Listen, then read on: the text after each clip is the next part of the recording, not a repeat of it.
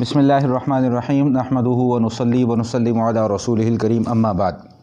ہماری آج کی نشست کا جو موضوع ہے وہ قیامت اور علامات قیامت سے متعلق ہے۔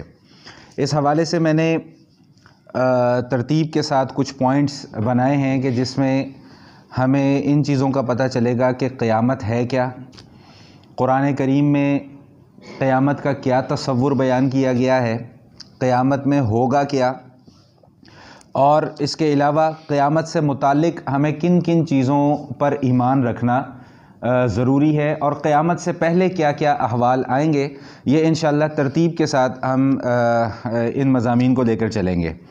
سب سے پہلی چیز جو یہاں پر ہمیں سمجھنی ہے وہ یہ کہ قیامت کا معنی کیا ہے۔ قرآن کریم میں قیامت کے متعلق مختلف الفاظ استعمال ہوئے ہیں، جس میں قیامت کا لفظ بھی استعمال ہوا ہے، الساعہ ساعت کا لفظ بھی استعمال ہوا ہے۔ اردو میں جب میں نے قیامت کا معنی تلاش کرنے کی کوشش کی تو مجھے ایک بڑے عجیب اس کے معنی ملے، اور اس کا معنی تھا ایک بہت انوکھی چیز۔ تو قیامت کو قیامت بھی اسی لیے کہا جاتا ہے کہ بالکل یہ ایک انوکھی چیز ہے۔ اور ساعت کا لفظ ساعت عربی زبان میں کہتے ہیں جسے ہم اردو زبان میں ہم استعمال کرتے ہیں نا، ایک لمحہ، ایک گھڑی، ایک پل۔ تو ساعت کو بھی عربی زبان میں ایک گھڑی یا ایک پل یا ایک لمحہ کہا جاتا ہے۔ تو قیامت کا وقوع بھی اتنا اچانک ہوگا کہ اس کو ایک گھڑی یا ایک پل یا ایک لمحے سے اللہ پاک نے تعبیر فرمایا ہے۔ اور اصطلاح میں جو قیامت کا معنی ہے، تفسیر ہے ایک روح المعانی بڑی معرکۃ الآراء تفسیر ہے، علامہ آلوسی رحمۃ اللہ تعالیٰ علیہ وہ اس تفسیر کے مؤلف ہیں۔ وہ فرماتے ہیں کہ قیامت کا معنی ہوتا ہے کہ ساری مخلوق کے مر جانے کا اور اللہ تعالیٰ کے سامنے حاضر ہونے کا جو دن ہے، اس دن کو قیامت کہا جاتا ہے۔ قرآن کریم میں قیامت کے متعلق انتہائی اہم موضوعات کو بیان کیا گیا، جس میں سے سب سے اہم موضوع ہے قیامت پر ایمان رکھنا۔ جیسا کہ ہم سورہ بقرہ کے آغاز میں بھی ہم نے پڑھا کہ جہاں پر متقین کی صفات کو بیان فرمایا، وہاں پہ کیا فرمایا کہ وَبِالْآخِرَةِ هُمْ يُوقِنُونَ، کہ متقی کون لوگ ہوتے ہیں جو کہ آخرت کے اوپر صرف ایمان نہیں بلکہ یقین کے درجے کا ایمان رکھتے ہیں کہ ہاں یہ لازمی یہ کام ہو کر ہی رہنا ہے۔ اور احادیث کے اندر بھی اس حوالے سے بہت تاکید بیان کی گئی ہے، جیسا کہ حدیث جبریل کا مفہوم میں نے کسی وقت میں آپ کے سامنے بھی عرض کیا تھا کہ جس میں جبرائیل علیہ السلام ایک انسانی شکل میں نمودار ہوتے ہیں اور حضور علیہ السلام سے کچھ سوال و جواب کرتے ہیں۔ تو اس میں سے ایک سوال انہوں نے ایمان کے متعلق کیا کہ فَأَخْبِرْنِي عَنِ الْإِيمَانِ، کہ مجھے ایمان کے متعلق بتائیے کہ ایمان کس چیز کا نام ہے۔ تو نبی علیہ السلام نے ارشاد فرمایا تھا کہ أَن تُؤْمِنَ بِاللَّهِ وَمَلَائِكَتِهِ وَكُتُبِهِ وَرُسُلِهِ وَالْيَوْمِ الْآخِرِ وَتُؤْمِنَ بِالْقَدْرِ خَيْرِهِ وَشَرِّهِ أَوْ كَمَا قَالَ، کہ ایمان اس چیز کا نام ہے کہ تم اللہ پر ایمان رکھو، اللہ کے رسولوں پر ایمان رکھو، فرشتوں پر ایمان رکھو، کتابوں پر ایمان رکھو، آخرت کے دن پر ایمان رکھو، اور تقدیر کے متعلق ایمان رکھو کہ اچھا ہے اچھا معاملہ ہے یا برا معاملہ ہے، سب اللہ کی طرف سے ہوتا ہے۔ تو اس میں بھی آخرت پر ایمان رکھنے کا ذکر ہے۔ تو معلوم یہ ہوا کہ قیامت کا تعلق ہمارے عقائد کے ساتھ ہے اور ہماری ایمانیات کے ساتھ ہے، کہ جس کو ماننا اور دل و جان سے تسلیم کرنا اور زبان سے اس کا اقرار کرنا یہ ضروری ہے۔ دوسری بات یہ سمجھ لیجئے کہ قیامت کے متعلق 3 بڑے بڑے عقائد ہیں کہ جن کا ماننا ضروری ہے۔ نمبر 1، بعث بعد الموت۔ کیا مطلب؟ کہ یہ جو دنیا کی زندگی ہے یہ ختم ہو جائے گی اور اس کے بعد ہمیں دوبارہ زندہ ہونا ہے۔ اور قرآن کریم میں بھی اس چیز کو بیان کیا گیا کہ ثم انکم یوم القیامت تبعثون، کہ قیامت والے دن تم سب کو دوبارہ زندہ کیا جائے گا۔ دوسرا بڑا عقیدہ جو قیامت کے متعلق جس کو ماننا اور جس پر ایمان رکھنا ضروری ہے وہ ہے حساب اور کتاب، کہ ہم نے اس دنیا کے اندر جو کچھ بھی کمایا ہے، جو کچھ بھی ہم نے کیا ہے، جو بھی اعمال ہم نے کیے ہیں، ہمیں ان اعمال کے متعلق آخرت میں جا کر اپنا پورا حساب دینا ہوگا، پورا حساب پیش کرنا ہوگا کہ اللہ ہم یہ کچھ کر کے آئے ہیں۔ اور قرآن کریم میں بھی اس چیز کو ذکر کیا گیا کہ ثم ان الینا ایابہم ثم ان علینا حسابہم، کہ ہماری طرف ہی سب نے لوٹ کر آنا ہے، پھر ان کا حساب کتاب لینا یہ ہماری ذمہ داری ہے۔ یہ اللہ پاک یہ بات ارشاد فرما رہے ہیں۔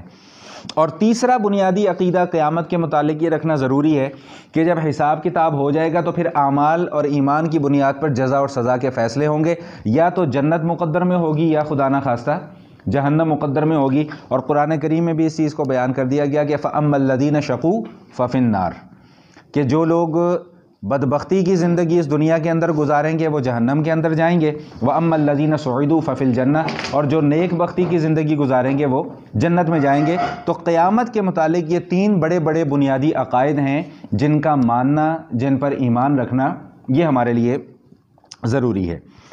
قرآن کریم میں قیامت کا تذکرہ مختلف طریقے سے اور مختلف پیرایوں میں اللہ پاک نے بیان فرمایا ہے۔ چنانچہ ایک موقع پہ اللہ تعالیٰ ارشاد فرماتا ہے کہ ان الساعۃ آتیۃ لا ریب فیہا، کہ قیامت آ کر ہی رہے گی اور اس قیامت کے آنے میں کسی قسم کا کوئی شک اور کسی قسم کا کوئی تردد نہیں ہے، یعنی یہ بہرحال قیامت کا وقوع ہو کر ہی رہے گا۔ اور ایک اور جگہ پہ سورہ انبیاء میں اللہ پاک ارشاد فرماتے ہیں اقترب للناس حسابهم وهم فی غفلۃ معرضون، کہ لوگوں کا حساب کتاب قریب آ گیا لیکن لوگ ابھی تک غفلت کے اندر پڑے ہوئے ہیں۔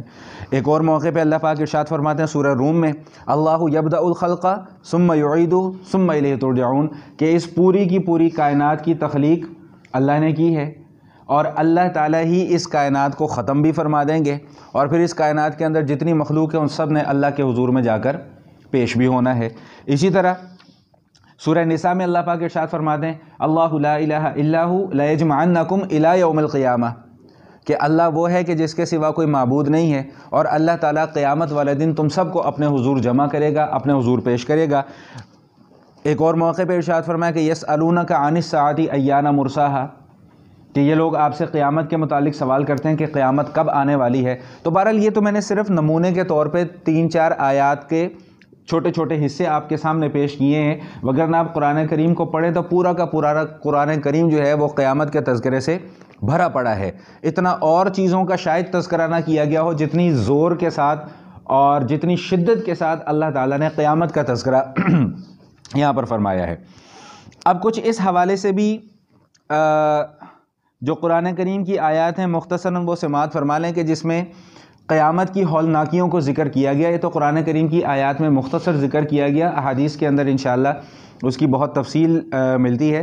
میری انشاءاللہ کوشش ہوگی کہ ہم اس موضوع کو 3-4 نشستوں پر محیط کریں تاکہ اس کے ضمن میں جتنی بھی معاملات آ سکتے ہیں زیادہ سے زیادہ ان کو ہم سیکھ لیں اور ان پر عمل کرنے کی کوشش کریں۔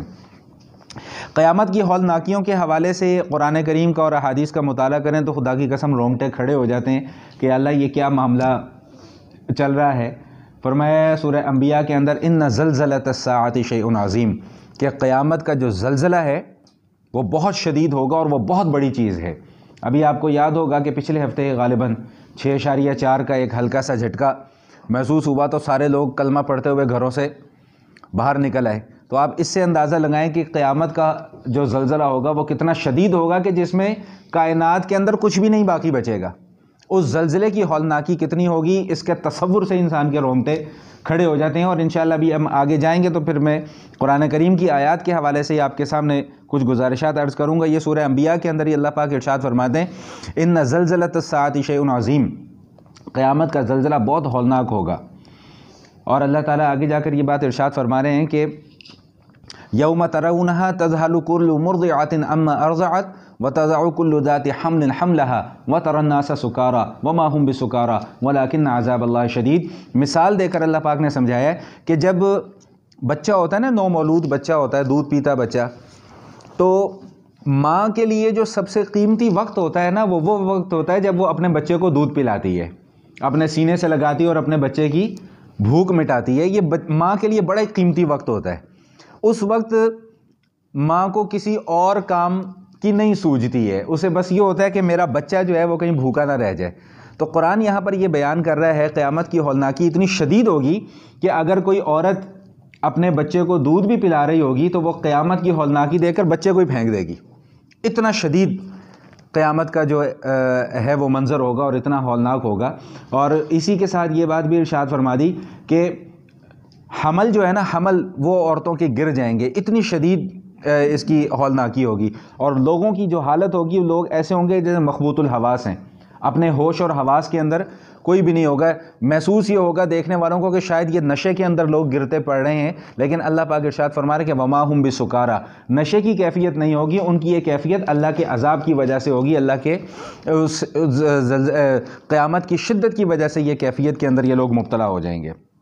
اسی طرح دوسرے موقع پہ اللہ پاک ارشاد فرماتے ہیں اذا زلزلت الارض زلزالها واخرجت الارض اثقالها وقال الانسان ما لها يومئذ تحدث اخبارها بان ربك اوحى لها، کہ قیامت کے دن جب زلزلہ قائم ہوگا اور زمین پھٹ جائے گی اور زمین کے اندر جو کچھ بھی خزانے ہوں گے وہ سب نکال کر باہر پھینک دے گی اور زمین بولنا شروع کر دے گی، تو انسان یہ کہے گا کہ یومئذ تحدث اخبارها بان ربك اوحى لها، کہ بھئی اس زمین کو کیا ہو گیا، یہ بولنا شروع ہو گئی، اس کو کس نے یہ ساری کی ساری باتیں سکھلائی ہیں؟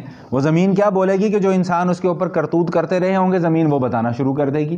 اسی طرح قرآن کریم میں القارعۃ ما القارعۃ وما ادراک ما القارعۃ یوم یکون الناس کالفراش المبثوث وتکون الجبال کالعہن المنفوش، یعنی ایسی کیفیت کے اندر لوگ مبتلا ہو جائیں گے کہ جس کو اس وقت آسان لفظوں میں بیان کرنا کسی کے بس کی بات نہیں ہے، اتنا خوفناک ہوگا۔ اور سورہ انفطار میں، سورہ کورت میں، سورہ انفطار میں اللہ پاک ارشاد فرماتا ہے اذا الشمس کورت، یہ سورج اتنا بڑا سورج جو ایک اندازے کے مطابق کتنے ارب سالوں سے ہمیں گرمی، روشنی اور حرارت پہنچا رہا ہے، اور اس زمین سے کئی لاکھ گنا بڑا یہ سورج ہے، یہ آگ کا گولا ہے۔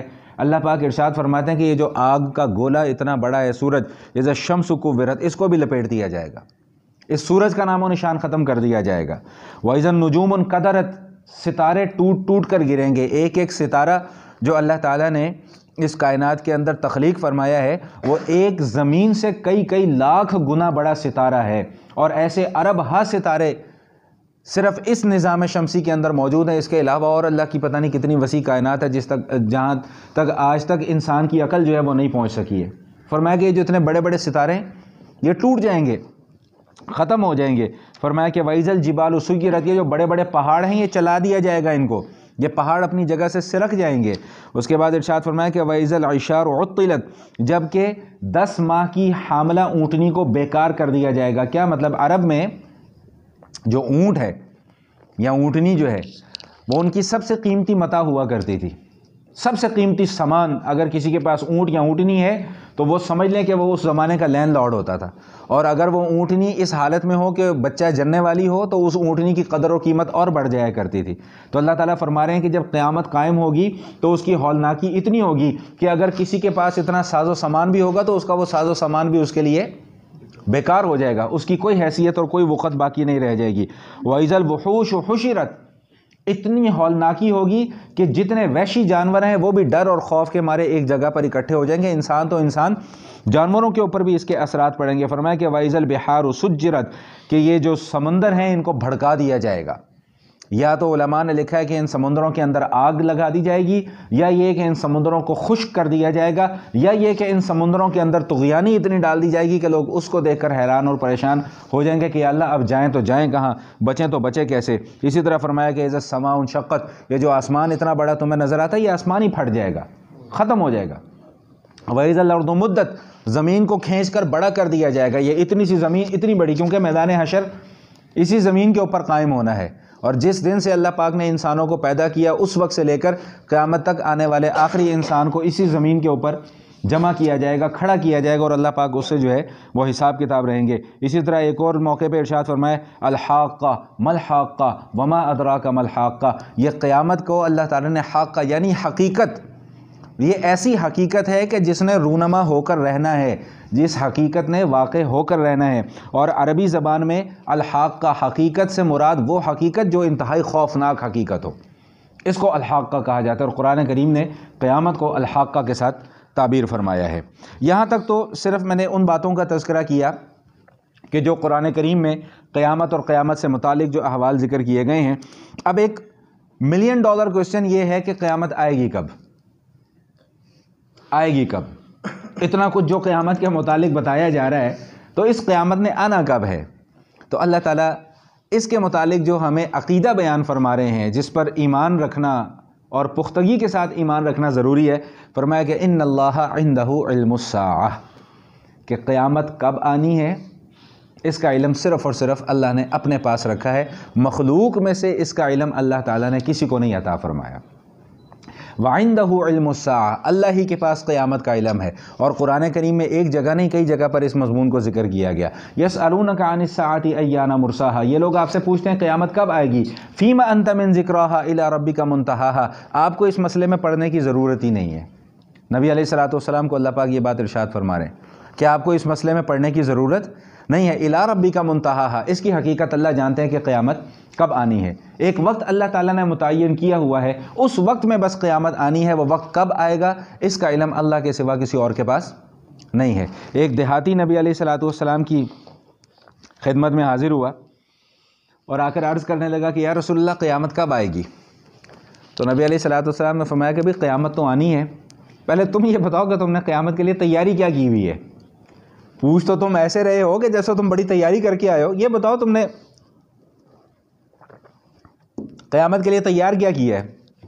وہ دیہاتی نے کہا کہ اللہ کے حبیب تیاری تو میری کوئی زیادہ نہیں ہے، نہ میں نے کوئی بہت ساری نمازیں پڑھی ہیں، نہ بڑے روزے رکھے ہیں، نہ میں نے کوئی صدقہ و خیرات کی ہے، ہاں بس میں ایک بات جانتا ہوں کہ میں اللہ اور اللہ کے رسول سے محبت کرتا ہوں، صرف اتنا مجھے پتہ ہے، اس سے زیادہ میں کچھ نہیں جانتا۔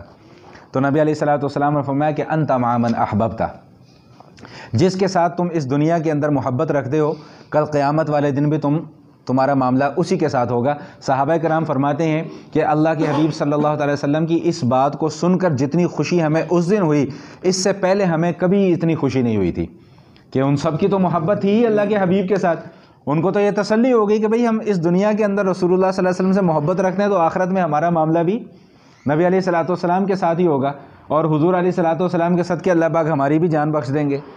بات سمجھ میں آ گئی کہ نہیں آ گئی؟ تو فرمایا کہ انت مع من احببت، بھئی قیامت تو آنی ہی آنی ہے، تیاری جو تم نے اگر کی ہے، اور اگر تمہارا بنیادی تیاری ہی یہی ہے کہ تم اللہ اور اللہ کے حبیب سے محبت کرتے ہو، تو انشاءاللہ کل قیامت والے دن تمہارا انجام بھی پھر انہی کے ساتھ ہوگا۔ وہی حدیث جبریل جس میں حضرت جبرائیل علیہ السلام حاضر خدمت ہوتے ہیں، انسانی شکل میں آ کر سوال و جواب کرتے ہیں، اس میں سے ایک سوال وہ یہ بھی پوچھتے ہیں کہ اخبرنی عن الساعہ، مجھے قیامت کے متعلق بتائیں قیامت کب آئے گی؟ تو نبی علیہ السلام نے فرمایا کہ مل مسئول عنہا باعلم من السائل، بھئی جتنا پوچھنے والے کو علم ہے اتنا ہی بتانے والے کو علم ہے، یعنی نہ پوچھنے والے کے پاس قیامت کا علم ہے اور نہ ہی بتانے والے کے پاس قیامت کا علم ہے کہ قیامت آنی کب ہے۔ تو بہرحال اللہ پاک نے کچھ علامات بیان فرما دی ہیں کہ جن علامات سے یہ اندازہ لگایا جا سکتا ہے کہ قیامت کا وقت جو ہے وہ قریب ہے۔ یہاں پر ایک بہت اہم جو مسئلہ سمجھنے کا ہے وہ یہ سمجھنے کا ہے کہ نبی علیہ السلام نے قیامت سے پہلے آنے والے جو احوال ہیں، جو حالات ہیں، ان کو بڑی تفصیل کے ساتھ بیان فرمایا، اور ان احوال میں بنیادی طور پہ اللہ تعالیٰ نے پیش آنے والے فتنوں کو بہت زیادہ ذکر فرمایا۔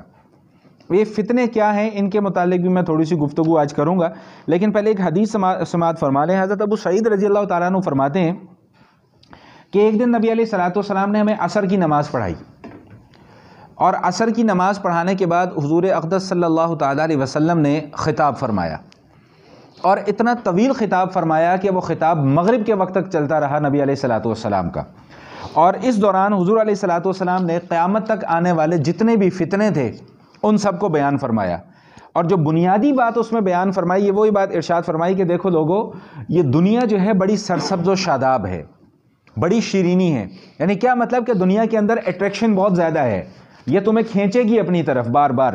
تو فرمایا کہ بے شک اللہ تعالیٰ تمہیں اس زمین میں اپنا نائب بنائے گا، اور اپنا نائب بنا کر تمہاری اللہ تعالیٰ یہاں پر آزمائش فرمائیں گے، اور آزمائش فرمانے کے بعد فرمایا کہ دنیا کے فتنوں اور عورتوں کے فتنوں سے ہمیشہ اپنے آپ کو بچا کر رکھنا۔ دنیا کا فتنہ اور عورتوں کا فتنہ، بھی عورتوں کا فتنہ بھی اسی دنیا کا فتنہ ہے، لیکن فرمایا کہ عورتوں کے فتنے سے اپنے آپ کو بچا کر رکھنا۔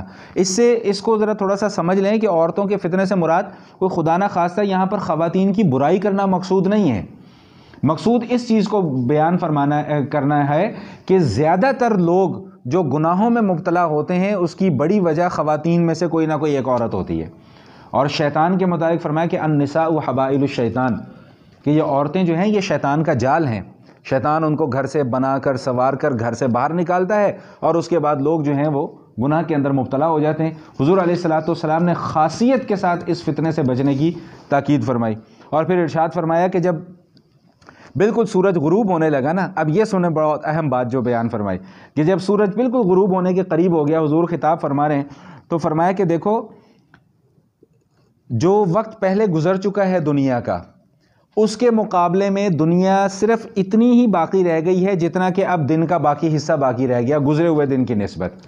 یعنی دن کا ایک حصہ تو کیا تھا کہ طلوع آفتاب سے لے کے غروب تک، اور دوسرا حصہ کیا غروب کے بعد جو رات کا حصہ ہے. فرمایا بس دنیا کی زندگی اب اتنی ہی باقی رہ گئی ہے. یہ حضور علیہ الصلوۃ والسلام نے اس بات کی طرف اشارہ فرما دیا، جیسا کہ ہم آگے جا کر پڑھیں گے کہ حضور نے فرمایا کہ انا والساعۃ کہاتین، ان دو انگلیوں کا اشارہ کر کے فرمایا کہ میں اور قیامت اس طرح قریب ہیں. یعنی حضور علیہ الصلوۃ والسلام کی تشریف آوری بھی گویا کہ قیامت کی نشانیوں میں سے ایک بڑی نشانی ہے. تو اسی چیز کو بیان فرمایا کہ دنیا کا جو زندگی جتنی اللہ کے ہاں مقرر ہے اور متعین ہے، اس کا زیادہ حصہ گزر چکا ہوا ہے اور کم حصہ اب اس کی زندگی کا باقی رہ گیا ہے. تو بہرحال قیامت سے پہلے میں یہ عرض کر رہا تھا کہ نبی علیہ الصلوۃ والسلام نے فتنوں کی بہت نشاندہی فرمائی ہے. یہ فتنہ کس چیز کا نام ہے؟ فتنے کا جو اصل میں جو لفظی معنی ہوتا ہے وہ یہ ہوتا ہے کہ سونے کو جلایا جائے آگ میں، اور اس لیے جلایا جائے کہ اس کا میل کچیل جو ہے وہ صاف ہو جائے. عربی زبان میں اس کو کہتے ہیں فتنہ، لیکن اصطلاح میں فتنے کا لفظ مختلف معنی میں استعمال ہوتا ہے، جیسا کہ آزمائش، انما اموالکم و اولادکم فتنہ. اللہ پاک ارشاد فرما رہے ہیں کہ تمہارا مال، تمہاری اولاد تمہارے لیے آزمائش ہے. آزمائش کس چیز کا نام ہے؟ کس طرح کی جائے گی آزمائش؟ مال دے کر بھی آزمائش ہے، مال لے کر بھی آزمائش ہے. اولاد ہے تب بھی آزمائش ہے، اولاد نہیں ہے تب بھی آزمائش ہے. یعنی کہ ہماری پوری زندگی ایک جو ہمارا سرکل چل رہا ہے وہ سارا کا سارا آزمائش ہے، امتحان ہے ہمارا. ہم دنیا میں آئے امتحان کے لیے. فتنے کا لفظ قرآن کریم میں شرک کے معنی میں بھی استعمال ہوا ہے، فتنے کا لفظ عذاب کے معنی میں بھی استعمال ہوا، فتنے کا لفظ گناہ کے معنی میں بھی استعمال ہوا، اور فتنے کا لفظ دین سے دور کرنے کے معنی میں بھی استعمال ہوا. تو بہرحال نبی علیہ الصلوۃ والسلام نے فتنوں کی نشاندہی فرمائی ہے قیامت سے پہلے. ایک مرتبہ حدیث شریف میں آتا ہے کہ حضور علیہ الصلوۃ والسلام مدینہ منورہ کے ایک چھوٹا سا ٹیلہ تھا پہاڑ کا، اس کے اوپر تشریف لے گئے اور وہاں پر جا کر لوگوں کو خطاب فرمایا اور ارشاد فرمایا کہ لوگوں، جو چیزیں میں دیکھ رہا ہوں وہ تم بھی دیکھتے ہو. تو عرض کیا اللہ کے حبیب صلی اللہ تعالی وسلم، ہمیں کیا معلوم کہ آپ کیا دیکھتے ہیں، اور ہماری اتنی کہاں حیثیت اور اوقات کہ جن چیزوں کو آپ دیکھ پا رہے ہیں ان چیزوں کو ہم بھی دیکھ لیں. تو فرمایا حضور علیہ الصلوۃ والسلام نے کہ میں فتنوں کو دیکھ رہا ہوں. اور یہ فتنے کتنی تعداد میں ہیں؟ فرمایا کہ یہ فتنے اتنی تعداد میں ہیں جو تمہارے گھروں میں بارش کے قطروں کی طرح برس رہے ہیں. یعنی ہر اٹھنے والا قدم قیامت کے قریب جو ہے وہ ایک فتنہ ہوگا، ایک آزمائش ہوگی، ہر اٹھنے والا قدم. اور میرا خیال ہے کہ بڑی وضاحت کے ساتھ اور بڑی صراحت کے ساتھ ہم آج کے زمانے میں ان آزمائشوں کو اپنی آنکھوں سے دیکھ رہے ہیں کہ ہمارا ہر اٹھنے والا قدم ایک آزمائش ہے. انسان کو 100 مرتبہ سوچنا پڑتا ہے یار یہ کروں کہ نہ کروں، کسی مشکل میں نہ پھنس جاؤں، کسی پرابلم میں نہ چلا جاؤں. حلال اور حرام کی تمیز کرنا اس وقت مشکل ہو چکا ہے کہ انسان کو سمجھ میں نہیں آتا کہ میں کیا کماؤں اور کیا کھاؤں، کہاں سے کماؤں اور کہاں سے کھاؤں. یہ فتنے نہیں تو اور کیا ہیں. حضور علیہ الصلوۃ والسلام نے کہ بارش کے قطروں کی جتنی تعداد ہے اور جتنی رفتار ہے، اس رفتار سے میں فتنوں کو تمہارے اوپر آتے ہوئے دیکھ رہا ہوں. اور اسی طرح ایک اور موقع پہ ارشاد فرمایا کہ یہ جو فتنے ہیں نا، فتنے، اس کی مثال یہ بیان فرمائی کہ جیسے رات کی تاریکی ہوتی ہے نا، رات کی تاریکی کی طرح کہ یہ فتنے ہوں گے. اب جب رات کی تاریکی ہو اور بالکل گھپ اندھیرا ہو، کوئی روشنی نہ ہو، تو انسان کو کچھ سمجھ میں نہیں آتا کہ وہ کدھر جائے، راستہ کون سا اختیار کرے. تو فرمایا کہ بالکل فتنے قیامت کے قریب اتنی تعداد میں آئیں گے اور اس طرح آئیں گے کہ انسان پریشان ہوگا کہ یا خدایا میں کیا کروں اور کیا نہ کروں، کس طرف جاؤں اور کس طرف نہ جاؤں، کون سا راستہ اختیار کروں اور کون سا راستہ میں چھوڑ دوں. اتنی تعداد میں اللہ کے حبیب صلی اللہ تعالی وسلم نے ارشاد فرمایا کہ فتنے آئیں گے. اب سوال یہاں پر یہ پیدا ہوتا ہے کہ آخر اس امت کے اندر اتنے فتنے آئیں گے کیوں؟ جب اتنے فتنے بھیجنے ہی تھے اور اتنی وہ یہ معاملات ہونے ہی تھے، تو پھر یہ کیا ضرورت تھی یہ کائنات بنانے کی، یہ دنیا بنانے کی، ہمیں پیدا کرنے کی، ہمیں مشکل میں ڈالنے کی؟ میں سمجھانے کے لیے سوال کر رہا ہوں، خدا نہ خواستہ کوئی ملحدانہ سوچ والا سوال نہیں ہے یہ، لیکن لوگ یہی پوچھتے ہیں. ٹھیک، تو اس کا جواب اللہ کے حبیب صلی اللہ تعالی وسلم نے بیان فرمایا. آج کی جتنی بھی گفتگو ہے اور جو بھی آگے 2 4 5 منٹ کی مزید گفتگو ہوگی اس میں سے یہ جو حدیث میں اب آپ کو سنانے لگا ہوں یہ میرے لیے، آپ کے لیے اور پوری دنیا کے مسلمانوں کے لیے اور پوری کی پوری امت کے لیے اللہ کے حبیب صلی اللہ علیہ وسلم نے ایک تسلی کا سامان رکھ دیا ہے. لیکن اس سے پہلے ایک دعا میں کروں گا اور اس دعا پر آپ سب نے آمین کہنا ہے. اور وہ دعا یہ ہے کہ اللہ جب موت کا وقت آئے نا تو خاتمہ ایمان کی حالت پر ہو. بس اس دعا کو اپنا زندگی کا معمول بنا لیں کہ خاتمہ بس ایمان پر ہو جائے. یا اللہ خاتمہ ایمان پر ہو گیا، انشاءاللہ ثم انشاءاللہ اللہ تعالیٰ آگے کے لیے آسانیاں پیدا فرما دیں گے، اور خاتمہ ایمان پر ہونا چاہیے. تو اللہ کے حبیب صلی اللہ تعالی وسلم ارشاد فرماتے ہیں کہ میری امت جو ہے نا، میری امت یہ مرحومہ امت ہے. مرحومہ کا کیا مطلب؟ کہ جس پر اللہ کی رحمت ہو. مرحومہ امت، مرحوم، ہم مرحوم کا لفظ جو ہے وہ صرف مرے ہوئے لوگوں کے لیے استعمال کرتے ہیں، حالانکہ لیے مرحوم کا معنی تو یہ ہوتا ہے کہ جس پر اللہ کی رحمت ہو. تو کیا زندہ کے اوپر اللہ کی رحمت نہیں ہونی چاہیے؟ سمجھ میں آئی بات؟ تو فرمایا کہ میری یہ جو امت ہے نا جی، یہ امت مرحومہ ہے، یعنی اس امت پر اللہ تعالیٰ کی رحمت ہے. اللہ اکبر کبیرہ. فرمایا کہ آخرت میں میری امت پر عذاب نہیں ہوگا. آخرت پر میں میری امت پر عذاب نہیں ہوگا. فرمایا کہ دنیا میں ہی ان کا عذاب فتنوں، زلزلوں اور قتل و غارت گری کی صورت میں آئے گا. یہ اللہ تعالیٰ نے اس امت کے اوپر خاص رحمت اور شفقت کا معاملہ. لیکن اس کا مطلب یہ نہیں ہے ہرگز کہ ہم اس حدیث کے اوپر بھروسہ کر کے تو اب ہاتھ پہ ہاتھ رکھ کے بیٹھ جائیں، لو جی ساڈی تے موج ہی موج ہے، اب ہمیں نہ کچھ کرنے کی ضرورت ہے، نہ نماز پڑھنے کی ضرورت ہے، نہ روزہ رکھنے کی ضرورت ہے، نہ دیگر اعمال کرنے کی ضرورت ہے. بھائی اللہ تعالیٰ کی رحمت کا سبب آخرت میں تبھی بنے گا نا جب اس دنیا میں کچھ کر کے دکھایا ہوگا. جب ہم اس آسرے کے اوپر بیٹھ جائیں اور دنیا میں ہم نے کچھ کرنا ہی نہیں ہے تو پھر تو آگے جا کے اللہ کی مرضی ہے نا. بھئی اللہ نے یہی پوچھ لیا کہ بھی میں نے فلاں کام کرنے کا حکم دیا تھا، تم نے کیا کیوں نہیں؟ ٹھیک. میرے ایک دوست ہیں تو بڑے دنیا دار آدمی، لیکن بعض مرتبہ بعض لوگ ایسی باتیں کر جاتے ہیں کہ جس سے دماغ کے 14 طبق روشن ہو جاتے ہیں کہ یار یہ بندہ بات کیا کر گیا. رمضان کے دن چل رہے تھے، سحری کے بعد ہم واک کرنے نکل جاتے تھے، ابھی یہ اسی رمضان کی بات ہے. تو ایسی ہی بات چل رہی تھی رمضان کے روزے کے اوپر کہ اللہ پاک نے روزے کو فرض قرار دیا. تو اپنے آگے کچھ دوستوں کا بتا رہے تھے کہ جی وہ بعض لوگوں کا یہ کہنا ہوتا ہے کہ جی ٹھیک ہے رکھ لیا، نہ رکھا. تو انہوں نے پھر مجھے کہا کہ میں نے ان سے یہ کہا کہ یار اگر تو اس طرح کی آپشنل چیز ہے نا یہ روزہ کہ رکھ لیا، نہ رکھا، تو اللہ پھر یہ کیوں کہتے ہیں کہ جی میں نے اس کو تمہارے اوپر فرض قرار دیا ہے، میں نے اس کو تمہارے اوپر ضروری قرار دیا ہے. ضروری قرار دینے کا کیا مطلب ہے کہ رمضان کا روزہ آپشنل نہیں ہے، ہر حالت میں یہ رکھنا ہی پڑے گا. سمجھ میں آ گئی بات؟ تو کہتے ہیں جی اللہ تعالیٰ معاف کرنے والا ہے. تو کہتے ہیں میں نے پھر انہوں نے کہا کہ اگر اس نے اللہ نے کہہ دیا کہ جاؤ آج میں نہیں معاف کرتا پھر کی کرو گے تسی؟ بھائی اللہ کی مرضی اور اللہ کی منشا کو کون جانتا ہے؟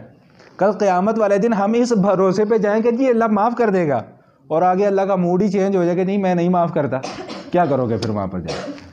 سمجھ میں آ گئی بات؟ تو اس دنیا میں ہمیں اللہ کے حبیب صلی اللہ علیہ وسلم نے خوشخبریاں بہت سنائی ہیں، لیکن یہ مطلب نہیں ہے کہ ان خوشخبریوں کا کہ اب ہم ہاتھ پر ہاتھ رکھ کر بیٹھ جائیں اور ہم کچھ کریں ہی نہ. اس خوشخبری کو حاصل کرنے کے لیے ہمیں محنت کرنی پڑے گی. تو بہرحال عرض یہ کر رہا تھا کہ فتنوں کے متعلق اللہ کے حبیب صلی اللہ علیہ وسلم نے بیان فرمایا کہ اس امت میں فتنے کیوں ہیں، اس لیے کہ فرمایا کہ یہ امت مرحومہ امت ہے، اللہ نے رحمت کی ہوئی ہے اس کے اوپر. آخرت میں اللہ اس کو عذاب سے بچائیں گے، اور اس دنیا میں اس امت کا عذاب کیا ہے؟ جو فتنوں کی شکل میں آئے گا، جو تاریکیوں کی شکل میں آئے گا، جو زلزلوں کی شکل میں آئے گا، جو قتل و غارت گری کی شکل میں آئے گا، جو دیگر آفات کی شکل میں آئے گا. اور فتنوں کی ہولناکیاں اتنی شدید بیان کی گئی ہیں، میں مختصر اب بات کو کر رہا ہوں تاکہ بات ہم اپنی ختم کر سکیں. فرمایا کہ اتنی ہولناکیاں بیان فرمائی ہیں کہ انسان اپنی زندگی سے بیزار ہو جائے گا جس وقت یہ فتنے اتنے شدت کے ساتھ آئیں گے، اور قبر کو دیکھ کر تمنا کرے گا کہ کاش میں اس قبر والے کی جگہ پر ہوتا، یہ زندہ ہوتا، میں اس قبر میں لیٹا ہوتا، یعنی میں اس دنیا میں ہوتا ہی نہیں. اتنے شدید فتنے ہوں گے. اور فرمایا کہ یہ اللہ کے شوق کی وجہ سے نہیں وہ موت کی تمنا کر رہا ہوگا، بلکہ اس دنیا کی زندگی سے بیزار ہو چکا ہوگا. اتنے معاملات خراب ہو جائیں گے کہ اس دنیا کی زندگی سے بیزار ہو چکا ہوگا. اور فرمایا کہ لوگوں کے نزدیک موت پسندیدہ ہوگی. جس طرح گرمی میں ٹھنڈا پانی محبوب ہوتا ہے، اس طرح لوگ موت کو پسند کریں گے کہ کاش ہماری زندگی ختم ہو جائے. لیکن مسئلہ یہ ہے کہ نہ ہم اپنی مرضی سے اس دنیا کے اندر آئے ہیں، نہ ہی ہم نے اپنی مرضی سے اس دنیا سے جانا ہے. جب تک اللہ کی طرف سے فیصلہ نہیں ہو جاتا۔ حضرت انس رضی اللہ تعالیٰ عنہ فرماتے ہیں کہ ہر آنے والا سال جو ہے وہ گزرے ہوئے سال سے زیادہ بدتر ہوگا جب قیامت قریب آ جائے گی، اور یہ احوال ہم اس وقت اپنی آنکھوں سے دیکھ رہے ہیں کہ ہر آنے والا دن، ہر آنے والا مہینہ، ہر آنے والا سال جو ہے وہ ایک نئی مصیبت، ایک نئی پریشانی اور ایک نئی آفت لے کر آتا ہے۔ بالکل اسی سے ملتی جلتی ایک روایت حضرت معاذ بن جبل رضی اللہ تعالیٰ عنہ بیان فرماتے ہیں کہ ایک وقت ایسا آئے گا کہ تم صرف مصیبتیں اور پریشانیاں ہی دیکھو گے، صرف مصیبتیں ہی مصیبتیں ہوں گی، صرف پریشانیاں ہی پریشانیاں ہوں گی، صرف دکھ ہی دکھ ہوگا۔ اور فرمایا کہ کوئی ایک ہولناک اور شدید واقعہ دیکھو گے، اس کے بعد اس سے زیادہ ہولناک اور شدید واقعہ رونما ہوگا جو تمہیں پہلے واقعے کی یاد بھلا دے گا۔ اتنے حالات جو ہیں وہ خراب ہو جائیں گے۔ حضور علیہ الصلوۃ والسلام فرماتے ہیں، مسند احمد کی حدیث ہے کہ ہر چیز میں کمی ہوتی چلی جائے گی سوائے برائی کے، کہ برائی بڑھتی چلی جائے گی۔ قیامت کے قریب جو احوال اور جو فتنے بیان فرمائے ان میں سے ایک فتنہ یہ بھی بیان فرمایا۔ سب سے اہم ترین اور آخری آج کی نشست کے حوالے سے سوال اور اہم ترین نقطہ، انشاءاللہ پھر قیامت کی جو علامات ہے اس کے متعلق ہم آئندہ جمعرات سے پھر اپنی گفتگو کا آغاز کریں گے۔ اصل اب سوال یہ پیدا ہوتا ہے کہ جی آپ نے فتنے بھی بیان کر دیے، ساری معاملات بیان کر دیے، اصل سوال یہ ہے کہ ان فتنوں سے اب بچیں گے کیسے؟ بھائی فتنے تو آپ نے بیان کر دیے، ان سے بچنے کا بھی تو کوئی طریقہ ہوگا کہ نہیں ہوگا؟ اللہ اکبر کبیرہ۔ فرمایا کہ حضرت حذیفہ بن یمان رضی اللہ تعالیٰ عنہ، یہ عجیب صحابی ہیں، یہ فرماتے ہیں کہ میں باقی سارے لوگ نبی علیہ الصلوۃ والسلام سے خیر اور بھلائی کی باتیں پوچھتے تھے، میں حضور سے شر کی باتیں پوچھتا تھا تاکہ میں اس شر سے اپنے آپ کو بچاؤں، اور حضور علیہ الصلوۃ والسلام نے ان کو بڑی راز کی باتیں بتائی تھیں جو کسی اور صحابی کو نہیں بتائی تھیں۔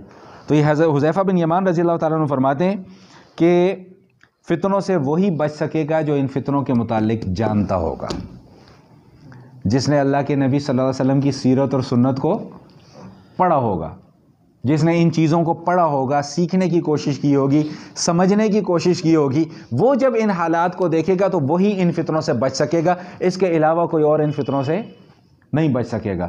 تو یہ اللہ تعالیٰ کا شکر ادا کریں کہ اللہ پاک نے ہمیں یہ سیکھنے اور پڑھنے اور سمجھنے کا موقع دے دیا کہ یہ چیزیں ہماری آنکھوں کے سامنے سے، ہماری نظر کے سامنے سے گزر رہی ہیں۔ دو قسم کے لوگوں کے متعلق بتایا کہ دو قسم کے لوگ جو ہیں وہ بڑے خوش نصیب لوگ ہوں گے۔ ایک تو وہ شخص ہوگا خوش نصیب، 3 مرتبہ اس کے متعلق ارشاد فرمایا کہ خوش نصیب ہوگا وہ شخص کہ جو فتنوں سے بچ جائے گا، یعنی جس کو اللہ فتنے میں مبتلا ہی نہیں کریں گے۔ اللہ سے دعا یہی کیا کریں کہ اللہ پاک ہمیں فتنوں سے بچا کے رکھے۔ اور دوسرا وہ شخص خوش نصیب ہوگا جو کسی فتنے میں مبتلا تو ہو جائے گا لیکن اس فتنے کی وجہ سے برباد نہیں ہوگا بلکہ صبر سے کام لے گا۔ اور تیسرے شخص کے متعلق فرمایا کہ افسوس ہے اس شخص کے لیے جو اپنے آپ کو خود سے فتنوں کے اندر مبتلا کر دے گا۔ تو فتنوں سے بچنے کا پہلا طریقہ کیا ہے کہ ان فتنوں کے متعلق ہمیں سیکھنا ہوگا اور سمجھنا ہوگا، اور دوسرا طریقہ کیا ہے کہ فتنوں سے بچنے کی دعا کرنی ہوگی۔ اپنی زندگی کے معمولات میں سے ایک معمول کا یہ اضافہ کر لیں، جب بھی نماز پڑھیں، جب بھی کوئی نیک عمل کریں، اس کے بعد اپنی دعاؤں میں اس دعا کو آج سے ضرور شامل کر لیجئے گا کہ یا اللہ ہمیں ہر قسم کے فتنوں، ہر قسم کی آزمائشوں اور ہر قسم کے شر اور برائی سے اللہ پاک ہم سب کو محفوظ فرمائے۔ وآخر دعوانا ان الحمد للہ رب العالمین۔